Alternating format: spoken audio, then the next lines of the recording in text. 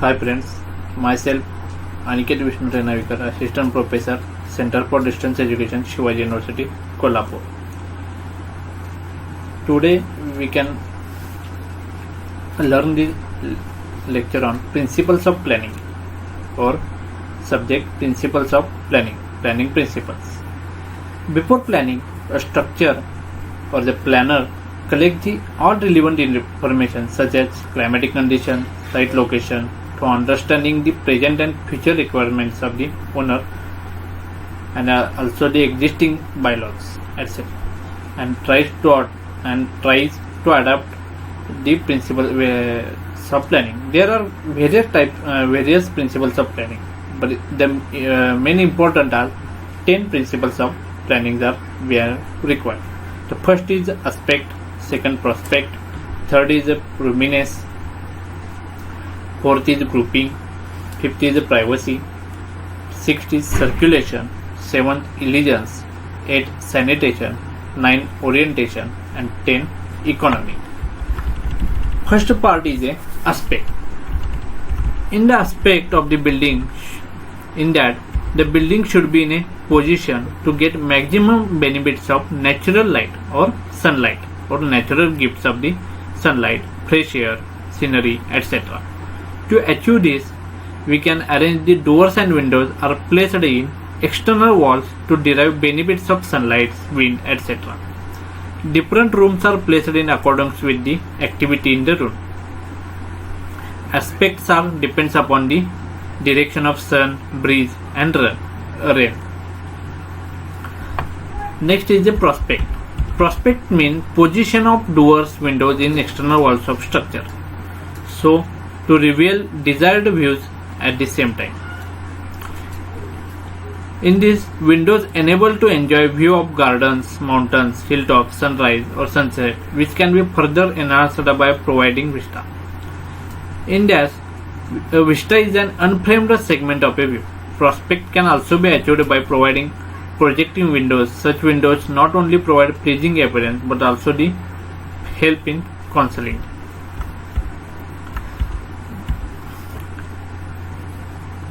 Next part is a roominess. Roominess is the feeling obtained from the room when one enters it and can be achieved as roominess can be affected by carefully adjustment the length, breadth and height of the building. Example, there is a rectangle or square. In that rectangle, L by B ratio is more than 2. Hence, 4 persons in the room will feel like moving through a long tunnel. And L by B ratio is less than 1.5 in square. It is more comfort in experienced or advisable. Therefore, in the roominess, L by B ratio in between 1.2 to 1.5. L by B means length to breadth ratio. Therefore, it should be not a square or not a full rectangle. It should be ratio between 1.2 to 1.5. In that, also the roominess color should be aesthetic point of view. From the aesthetic point of view, light colors illuminate room, thus enhancing its appearance, whereas dark colors convey gloomy feelings. Also, the use of varying colors to walls depending on light direction, reflection and proportion of room is required to be made. And also the interior arrangement. Planning and position of interior cupboards, tables, sets, etc. play a very important role in effective roominess. A cupboard projection out reduces the useful size of the room. Therefore, it is good planning. If offset in the wall are provided originally to accommodate cupboards later on. The principle of roominess is especially very important since it is absolutely essential to have maximum feeling of space with dimensions to achieve economy. Next principle is a grouping. Grouping means the arrangement of rooms in such a way that the functions of the rooms and movement of its use can be coordinated.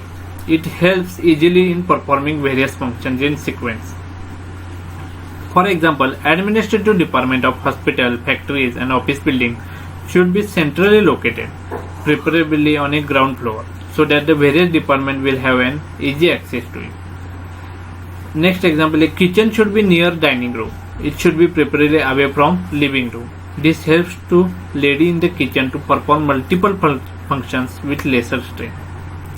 In case of factory manufacturing, say steel furniture, various processes like receipt of material, processing of the same, cutting, bending, welding, grinding, assembling, spray painting, packaging, dispatching, etc. are required to be arranged in sequence, in correct grouping.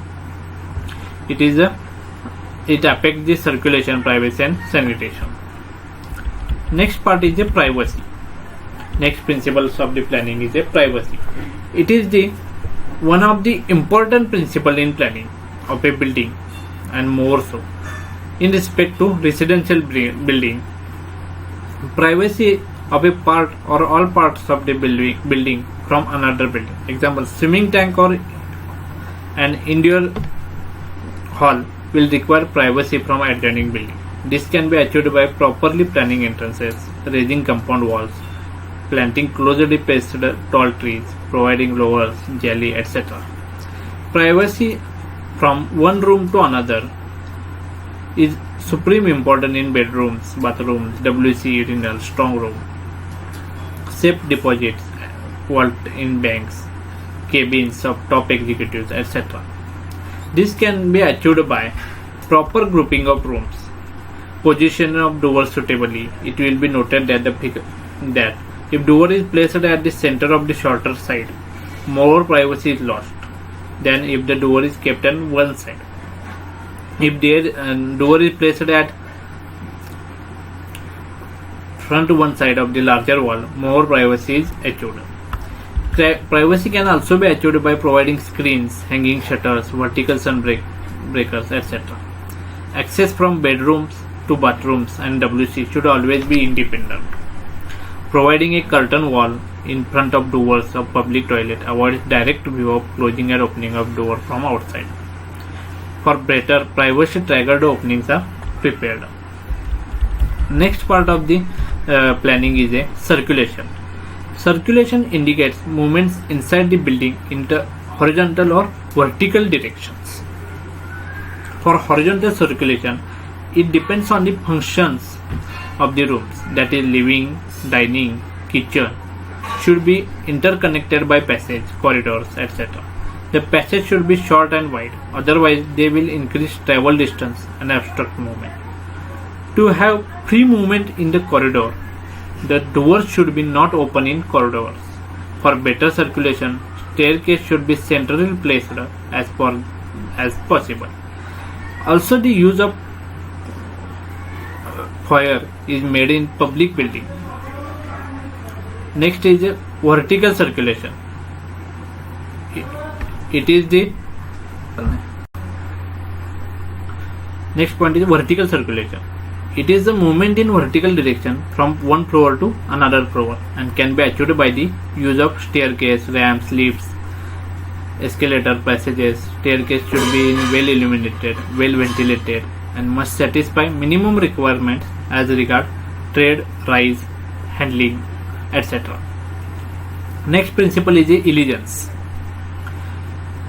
A functionally well planned structure may not necessarily invite attention of the user due to lacking elegance. Elegance means the beauty of the building in front side or in outer face. Thus, the principle of elegance deals with the beautifying the structure outwardly, thereby integrating it with the surrounding elegance may be improved by combination of the various parts. In that, first is increasing plinth height of the structure. Second, use of arches for windows, door opening, decorative grills, etc. for the beauty of the building. Disturbing the vertical monotony by planning rooms at different heights. Example, duplex structures. Use of decorative building stones, providing different forms of ornamental plaster. Next is a combination of the flat and sloping roof. Making various designs in RCC is useful for the buildings beauty of the building or outer part of the building, integration of structures with surrounding by proper landscaping, skillful combination of external color. So in this we can create the beautiful building structure or elegance for that, for beautiful elevation of that. Next planning principle is a sanitation. The sanitation is the principles of planning, and it consists of the light, ventilation, cleanliness, water supply, and sanitary amenities as per the different requirements. In that, the light arrangement of windows, ventilators should be made so as to illuminate the maximum portion of the room uniformly. Vertical windows of the same dimension as horizontal windows provide more natural light. Windows provide more natural light. Minimum windows should be provided as per the local governing rules, but generally more than 10% of the floor area. Door openings are not to be considered for light and ventilation requirements. And for ventilation, the prime requirement to maintain the hygiene of the occupants, as the lack of fresh air produces headache, sleepiness, suffocation, etc. Natural ventilation may be sought through windows and ventilators, as far as cross ventilation should be achieved. Artificial ventilations may be sought by way of air conditioning, use of fans, exhaust, etc. For the ventilation, artificial ventilation we can use it for that. Next is a cleanliness, water supply, and sanitary amenities. For this, water supply facilities by way of underground sumps, overhead tanks, and pumping facilities, as well as sanitary arrangement like bathrooms, WC, urinals, etc., with adequate flushing systems, as primary requirements of any building. For any building, main part is the water for that. So this is requirement for any building is primary. Cleanliness may be achieved by non-absorbent flooring material with proper slopes, dados, bath, WC, etc. This is the sanitation. Next part of principle is planning principle is orientation of the building. For the orientation, the fixing direction of major axis of the building so as to derive maximum benefits from the elements of natural light or natural rain, sun, wind, or achieving the functional comfort inside the building.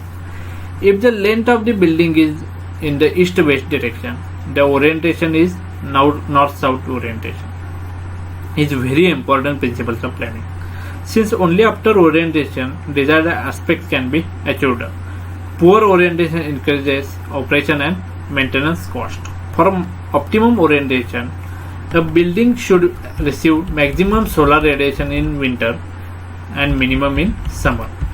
In hot climates, verandas or chazzas or sunbreakers may be provided in hospitals, school, drawing offices.